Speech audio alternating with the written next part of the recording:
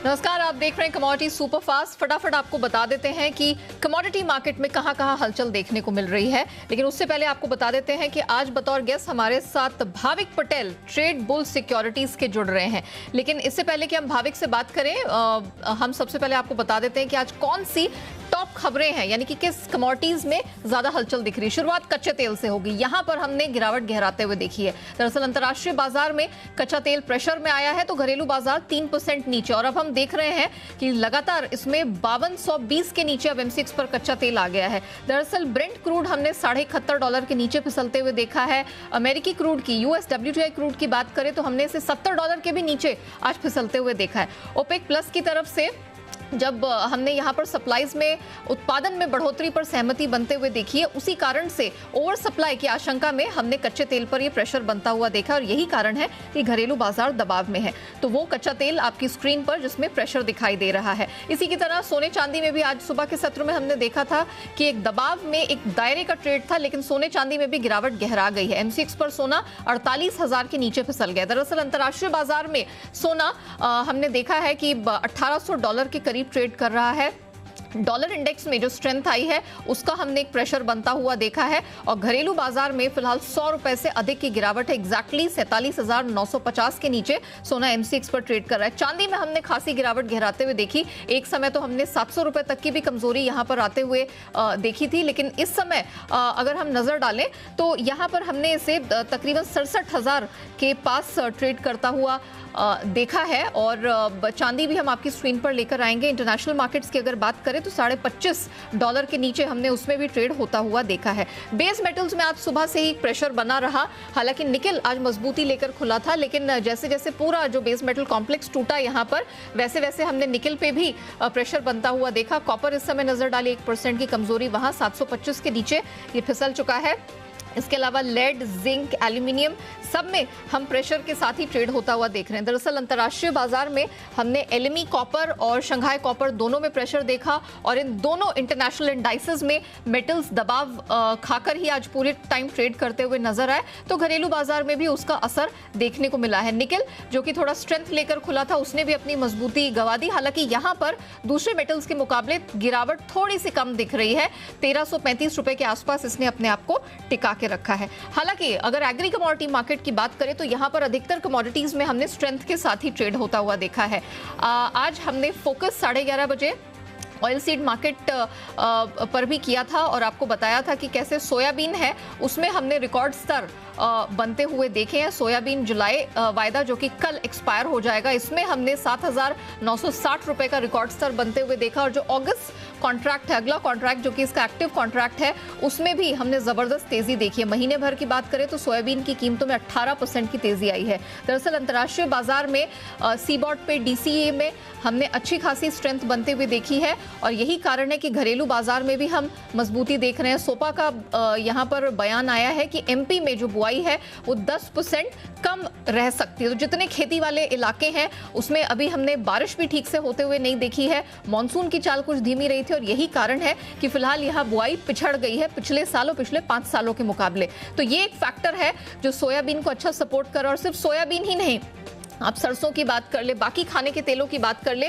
वहां पर भी हमने स्ट्रेंथ बनते हुए देखी है। फिलहाल आप देखिए 7,900 के करीब ट्रेड हो रहा है अगस्त वायदा में NCDX पर सोयाबीन में, जिसमें तकरीबन 150 रुपए की स्ट्रेंथ दिखाई दे रही है। अगली कमोडिटी है ग्वार सीड। ग्वार सीड भी एक ऐसी कमोडिटी जिसने एग्री कमोडिटी मार्केट में आज हरे निशान में ट्रेड किया है, और यहाँ पर जबरदस्त स्ट्रेंथ देखने को मिली है। ग्वार सीड वायदा 4300 रुपए के पार निकल गया है। ये मैं अगस्त कॉन्ट्रैक्ट की बात कर रही हूँ, जो कि इसका एक्टिव कॉन्ट्रैक्ट है।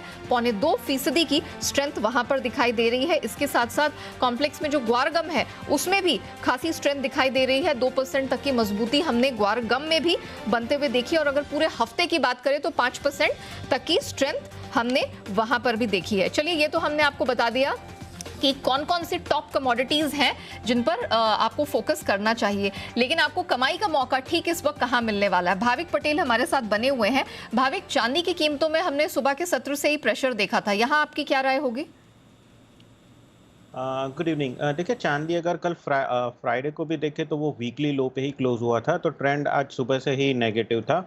और आज के दिन भी देखें तो अच्छी खासी हमें गिरावट देखने को मिली है। तो आई थिंक रिस्क रिवॉर्ड की रेशियो से अगर देखें तो चांदी सितंबर कॉन्ट्रैक्ट थोड़ा ऊपर आता है 68,000 के करीब, तो वहाँ से वापस मैं शॉर्ट करने की रिकमेंड करूंगा 67,400 के टारगेट के लिए।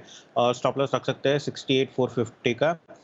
सोने और चांदी में दोनों में मुझे चांदी ज़्यादा वीक लग रही है, तो कोई भी उछाल आता है तो उस पे चांदी बेच सकते हैं। वैसे तो नॉन एग्री पैक में आज हमने कमजोरी देखी, लेकिन नेचुरल गैस एक अपवाद साबित हुआ है। यहाँ पर हमने कुछ स्ट्रेंथ के साथ ट्रेड होता हुआ देखा और अभी भी 1.25% की मजबूती है। क्या राय होगी आपकी?